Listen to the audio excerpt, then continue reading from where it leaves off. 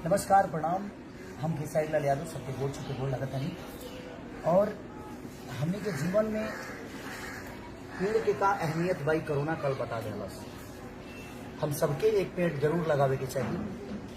आज ऑक्सीजन खरीदे के पड़त हमने के, अगर यह पेड़ रही तो शायद हमने के ऑक्सीजन ना खरीदे के पड़ी। देखिए, ऐसे हम सबसे रिक्वेस्ट करता नहीं कि वो सब एक आगो पेड़ जरूर लगाई। आज ऑक्सीजन के बिना हमने के कितना जीवन अधूरा बा, शायद सबके भी अंदाजा हुई। आज ऑक्सीजन रही तो हमने के खरीदे के ना पड़ी। तो ऑक्सीजन के बिना कितने भाई, कितने बहन, कितने माँ, कितने बाप के हमने के खो देने जा। इससे हम सबसे रिक्वेस्ट करता नहीं कि जरूर एगो पेड़ लगाई और अपने जीवन के हरा भरा बना के रखें। हर जगह पे पेड़ लगाई, चाहे वो गार्डन होके अपन, चाहे अपन वो खेत होके, क्योंकि पेड़ के अहमियत कितना बड़ा बा हमने खाती। शायद अब की कोरोना काल में सबके समझ में आ गई हो कि ऑक्सीजन कितना जरूरत बा हमने खाती।